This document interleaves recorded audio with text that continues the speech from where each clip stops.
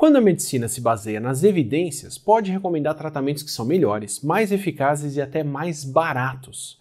Já quando ela segue outros princípios, pode incapacitar ou até condenar à morte quem buscou ajuda e confiou em profissionais da saúde.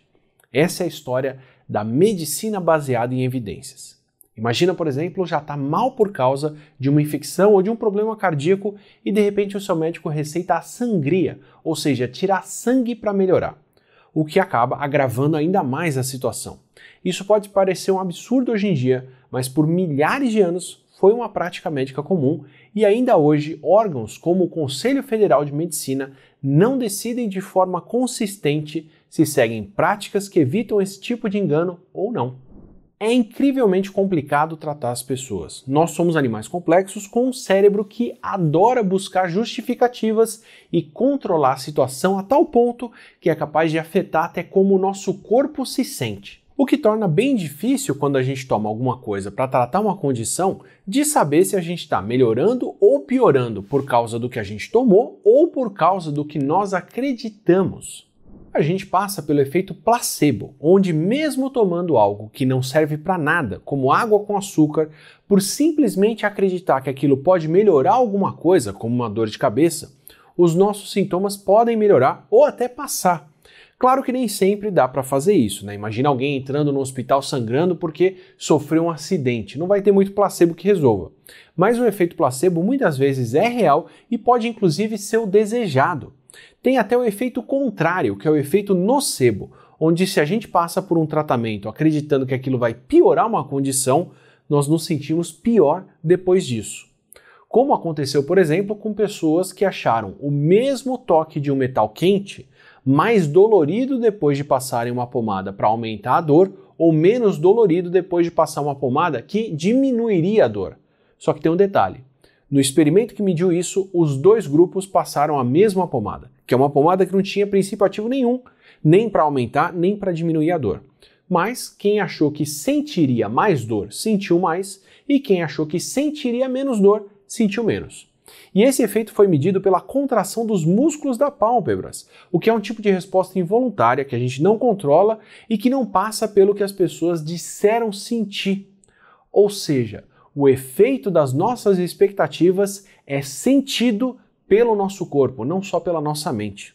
Não é à toa que a medicina ainda tem muito tratamento que não funciona, como eram as sangrias.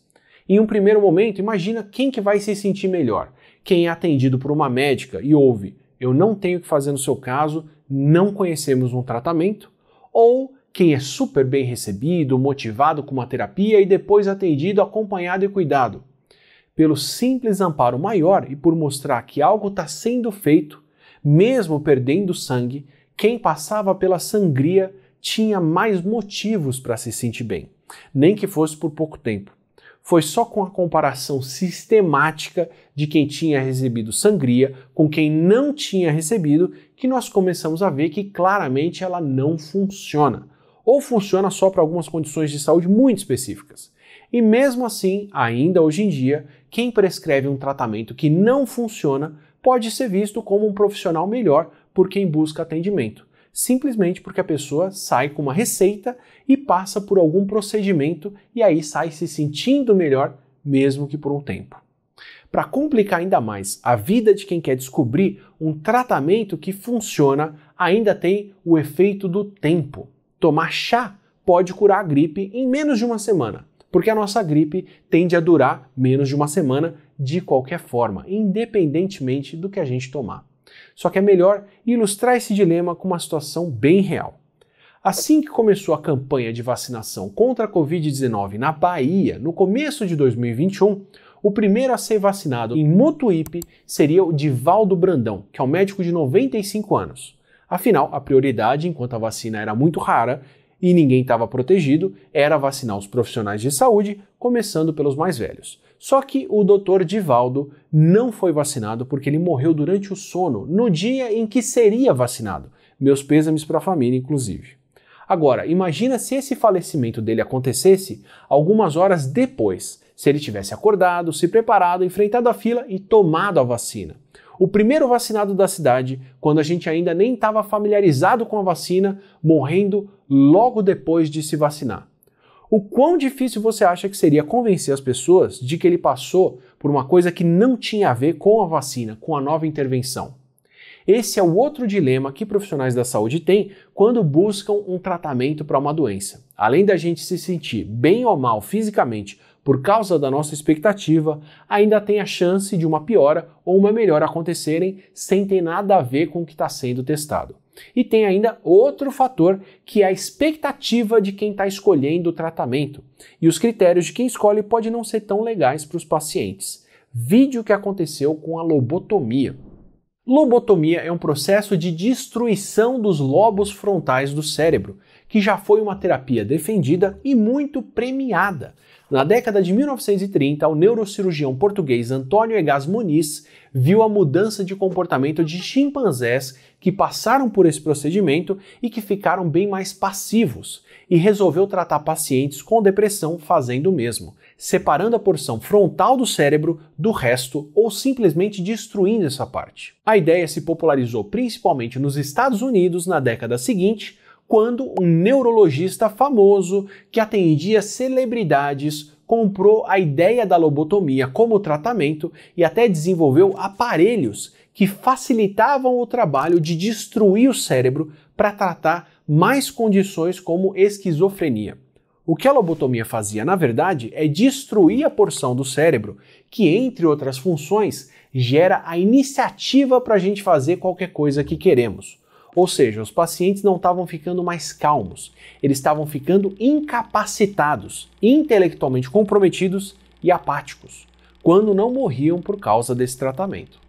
Só que a lobotomia não deixou de ser usada porque descobriram que ela fazia esse mal todo. O Antônio Muniz acabou ganhando o Nobel de Medicina em 1949 por um tratamento que parecia docilizar pacientes agitados quando estava destruindo a capacidade de iniciativa deles. Só que a questão não era curar a esquizofrenia. A lobotomia resolvia um problema de quem escolhia esse tratamento aplicado. Para os médicos, isso resolvia o problema de pacientes incontroláveis internados em hospitais psiquiátricos cheios e sem profissionais suficientes para poder atender todo mundo.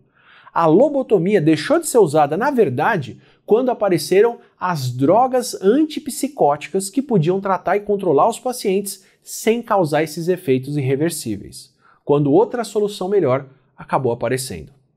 Então, além dos procedimentos de segurança que a gente já explicou no vídeo aqui sobre como nós fomos feitos de cobaias no Brasil, os testes de novos medicamentos precisam evitar ao máximo esse tipo de confusão de quem se sente bem, por que e como escolheram esse tratamento. E quem fez um trabalho muito pioneiro nessa linha foi o médico escocês James Lind, que trabalhava para a Marinha Inglesa e bolou um ótimo teste de tratamentos para poder combater o escorbuto. Depois de estudar relatos e discussões sobre o tema, em 1747, para testar se limões e laranjas podiam combater o que hoje a gente sabe que é a falta de vitamina C, o Lind teria separado os pacientes em pares e cada par desses recebeu um tratamento para ser testado, como água do mar, vinagre e suco de limão e laranja. E aí ele conseguiu medir que nas mesmas condições, quem consumiu limão e laranja se recuperou mais rápido. A Marinha Inglesa acabou adotando a dieta com cítricos décadas depois para poder combater o escorbuto e até esqueceu que essa era a cura, mas essa história vai ficar para outro vídeo. O importante aqui é o rompimento que o Lind fez com a tradição até então de confiar no conhecimento tradicional e na palavra das grandes autoridades do passado para estudar, propor ideias e aí testar e se basear nas evidências produzidas para poder decidir o que seria um novo tratamento. Mesmo assim, foi só depois da Segunda Guerra Mundial que demos os passos mais importantes para testar novos medicamentos. Foi testando um antibiótico contra a tuberculose que o primeiro estudo combinou várias técnicas para poder melhorar a qualidade das evidências que a gente pode usar para tomar decisões.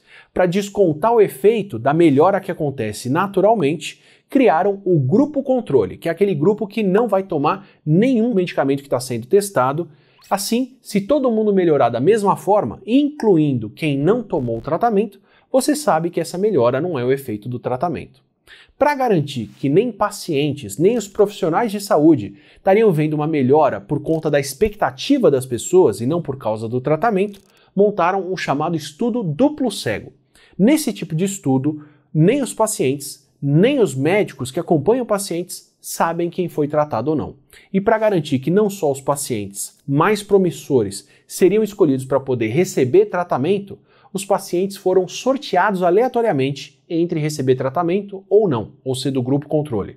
Assim, os grupos seriam muito mais comparáveis do que alguém escolhendo, sei lá, só os casos mais leves ou só os casos mais graves de tuberculose para poder receber antibiótico. Esse conjunto de ideias, com levantamento de estudos anteriores, proposições de testes e testes que têm aí grupo controle, sorteio e onde nem pacientes nem profissionais sabem quem recebe o tratamento, são parte das ferramentas que nós chamamos de medicina baseada em evidências, que fez a área médica como um todo avançar muito e muito rápido, e que durante a própria pandemia fez com que os profissionais de saúde trocassem informação e construíssem o conhecimento mais rápido do que em qualquer momento da história da humanidade. A gente teve muitas melhoras, como o momento e as técnicas certos para intubação de pacientes, quais são os melhores indicadores de casos mais severos, protocolos de teste e acompanhamento de terapias, uso de anticoagulantes e esteroides que fizeram o tempo de internação de pacientes com Covid diminuir, enquanto as chances de sobrevivência aumentaram bem. E no caso dos anticoagulantes e dos esteroides, isso tudo foi feito usando medicamentos que são baratos, super bem conhecidos e já estavam disponíveis. Isso com procedimentos que no auge da pandemia muitas vezes não puderam nem ser testados com todos esses critérios de grupo controle, sorteio de tratados e não tratados e por aí vai. E os estudos com mais critérios, com milhares de voluntários, com grupo controle, aleatorizados e outros do tipo, foram aqueles que trouxeram tratamentos ainda mais impactantes, como os primeiros antivirais contra a Covid e principalmente as vacinas que salvaram milhões de vidas. Esse é o poder do conhecimento e da medicina baseada em evidências bem aplicada. Só que mesmo assim, em pleno século XXI, depois de saber disso tudo, nós ainda vimos aqui no Brasil exemplos de medicina arcaica que ignora evidências e que prejudica pacientes, sendo conduzida como política de Estado, como o caso do tratamento precoce, que foi promovido com o aval do Conselho Federal de Medicina, e isso apesar de um histórico bem diferente que a gente já teve em anos anteriores, como conta a história da fosfetanolamina. Por mais de 20 anos, um professor de Química da USP produziu e distribuiu um composto chamado de fosfetanolamina, que nós fazemos normalmente no nosso corpo. Só que ele distribuiu isso como um tratamento ou mesmo uma cura para vários tipos de câncer. Por mais bem intencionado que ele fosse, esse tratamento não tinha passado por testes clínicos de eficácia. Na verdade, ele não tinha feito nenhum estudo em humanos para saber quais eram os tipos de efeitos que ela tinha, o que fazia do seu uso uma questão muito mais de fé do que de medicina baseada em evidências. E isso levou a universidade a proibir a produção e distribuição da fosfetanolamina em 2014. Só que por causa do apelo popular e com vários pacientes buscando a justiça para poder tomar fósforo, em 2016 o governo federal aprovou o uso pelos pacientes antes de ter resultados e de ter estudos, o que contrariou a Anvisa. A lei dava autonomia para médicos e pacientes escolherem se queriam ser tratados com a fósforo ou não. Na época, o Conselho Federal de Medicina foi contra essa lei porque, nas palavras deles, abre aspas aqui, é um dever institucional do Conselho alertar os médicos e a sociedade brasileira sobre a necessidade de pesquisas clínicas que possam assegurar eficácia e a segurança. O CFM e outros órgãos recorreram ao Supremo Tribunal Federal contra a lei que permitiu o uso da fósforo e essa lei foi declarada inconstitucional. Isso porque o Conselho Federal e os Conselhos Regionais de Medicina são órgãos criados lá em 1945 pelo Getúlio Vargas para controlar o registro de profissionais e para zelar pela ética e pela qualidade da profissão. E estavam agindo de acordo com esses princípios para poder afirmar que, apesar da autonomia médica, faltavam evidências para poder usar a fosfetanolamina. Segundo o Conselho, o uso da fósforo precisaria obedecer aos protocolos de pesquisa, o que a Anvisa e a Fiocruz também defenderam na época. Só que em 2020 e 2021, na maior pandemia da nossa geração, a conduta do CFM foi bem diferente.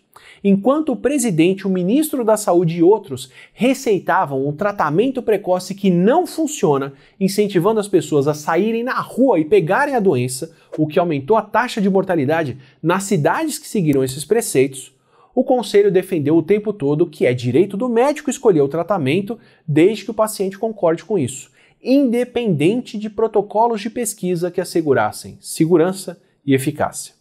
Dessa vez estavam contrariando o que a própria Anvisa falava. O que mudou entre 2016, quando a autonomia precisava obedecer protocolos de pesquisa, e 2020, quando a autonomia imperava acima de tudo? Evidências científicas não foram, porque, como declarou o próprio presidente do CFM em uma live de maio de 2020, abre aspas aqui, não existe nenhuma evidência científica, nada de uma medicina baseada em evidências que comprove alguma eficácia da hidroxicloroquina. Mas nós, numa decisão bastante fora das nossas normas, acabamos liberando o uso da hidroxicloroquina. Fecha aspas. Aí eu convido você a ver essa live para entender quais foram as justificativas nada técnicas que motivaram essa decisão. Medicina baseada em evidências, assim como ciência em geral, é uma ferramenta.